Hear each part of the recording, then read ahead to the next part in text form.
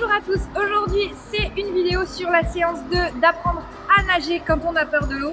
Donc aujourd'hui c'est une séance qu'on va réaliser dans le petit bain et vous allez voir que les exercices sont similaires aux exercices qu'on a fait dans le petit bain. Donc c'est pour ça qu'il faudra les répéter plusieurs fois avant de se lancer. Let's go, c'est parti!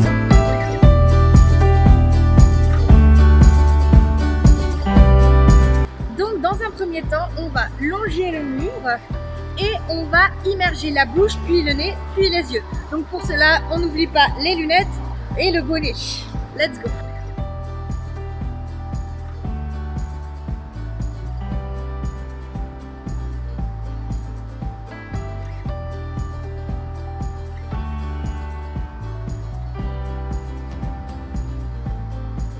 Réalise plusieurs fois cet exercice jusqu'à ce que tu te sentes à l'aise. Tu vas d'abord te focaliser sur ta respiration dans l'eau et puis le fait d'immerger ton visage sans que tu ressentes un stress ou quoi que ce soit. Dans un troisième temps, tu vas essayer, quand tu te sens à l'aise bien sûr, tu vas essayer de détacher tes pieds du mur qui étaient jusqu'à présent collés au mur.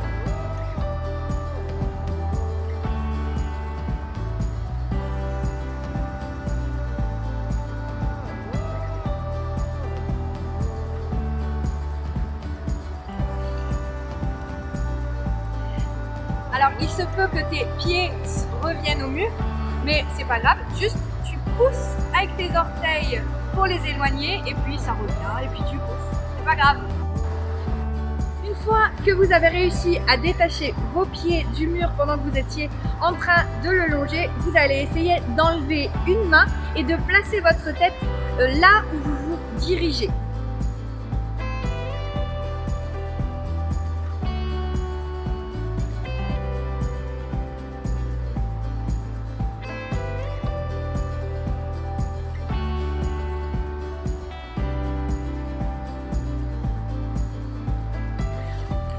On en vient maintenant à l'exercice de la descente à la perche. Je sais que tu adores cet exercice, c'est parti.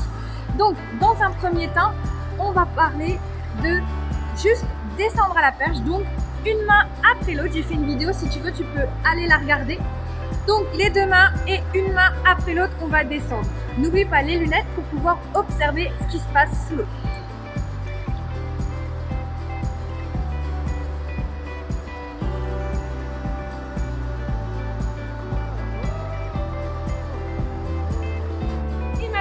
On va essayer de descendre et de faire l'anneau magique ou d'avoir les mains à proximité de la barre au cas où tu paniquerais, au moins tu peux tout de suite la rattraper.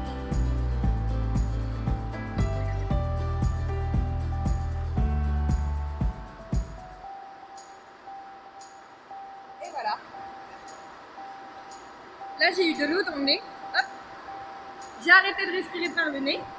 Alors il faut aussi accepter d'avoir de l'eau dans le nez, mais c'est pas très grave. On pince le nez et hop, il faut juste éviter d'avaler et respirer à ce moment-là. Si on le sent arriver quand il y a de l'eau dans le nez. Donc là, on n'est plus sur de l'exploration de la profondeur, on est sur de la remontée passive. C'est-à-dire que on va descendre et on va se laisser remonter sans mettre en action ni les bras ni les jambes. Donc cette étape, elle est importante aussi. Il y a beaucoup de notions importantes dans la natation pour apprendre à nager. Donc, quand vous êtes à l'aise avec ça, vous allez essayer de le faire en ayant les mains un petit peu plus loin de la barre. Donc vous pouvez les mettre sur la tête, ici en pharaon, ou alors le long du corps. C'est vous qui choisissez.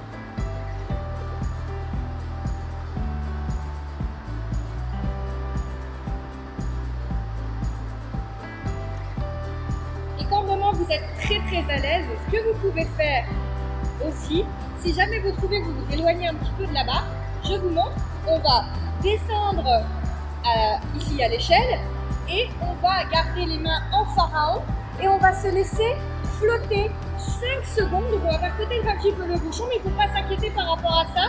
On va se stabiliser. Donc je descends, je remonte en pharaon avec la remontée passive et je me laisse 5 secondes. Si je suis un peu éloignée de l'échelle parce que ça peut arriver avec les courants, on va décroiser les bras tout doucement en les gardant bien sous l'eau, pas au-dessus de l'eau, en les gardant bien sous l'eau et on va faire un mouvement où j'ai 4 lots et je la passe derrière. Je vous montre.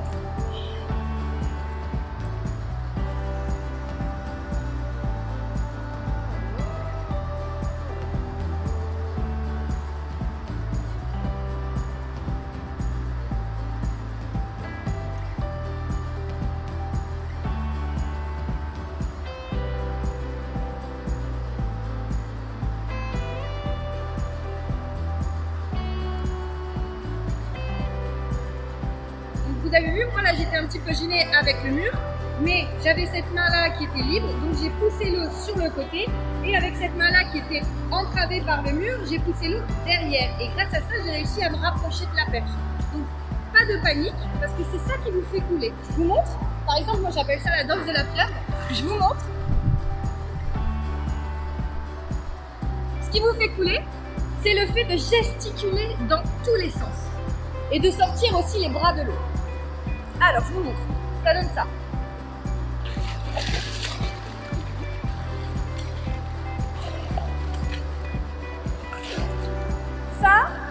Ça sert à rien. Autant juste de rien faire du tout. Vous placez la tête légèrement en arrière pour libérer la bouche et le nez. Et voilà. Et maintenant, on va réaliser un exercice qui demande d'être quand même surveillé par quelqu'un qui sait nager, voire un maître nageur qui est à proximité. Donc là, ce qu'on va en fait faire, c'est un exercice sur la perte d'appui plantaire. Donc souvenez-vous, l'exercice où on longeait le mur et où je vous demandais de progressivement décrocher vos pieds du mur. Donc là, vous êtes accompagné parce qu'on va en fait, hop, je tourne la caméra, on va partir de l'échelle, longer le mur et aller en face jusqu'à la ligne d'eau. Donc à ce moment-là de votre séance, vous êtes accompagné par quelqu'un si jamais ça va pas. D'accord? Ensuite, d'abord une petite astuce qui vous permettra de savoir comment réagir si jamais ça vous arrive.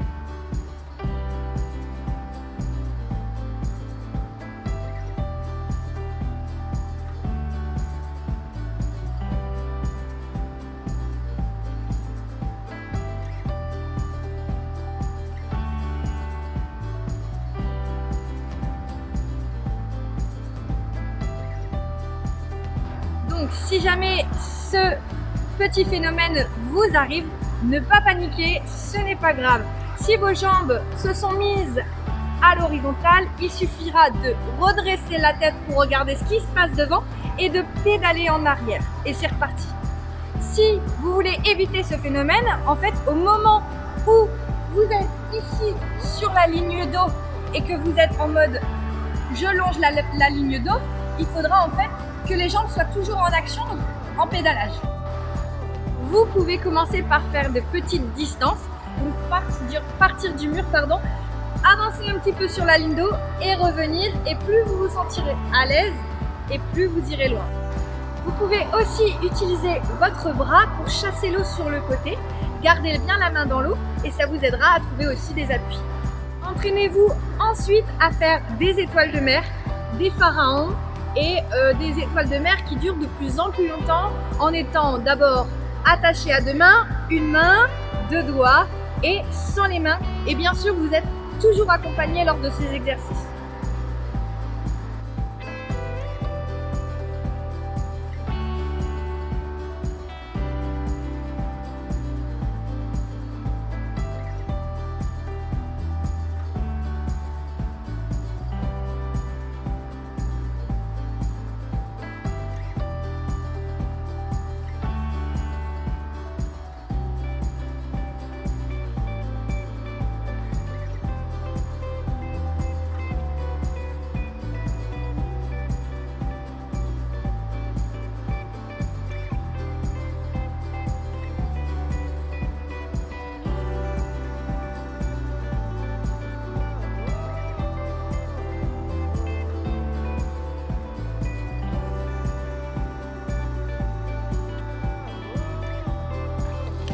n'hésite pas à ajouter aussi un moment plaisir à la fin de ta séance pour que tu gardes la motivation et écris tes réussites dans ton carnet pour garder encore une fois la motivation. Allez, hop là, à bientôt.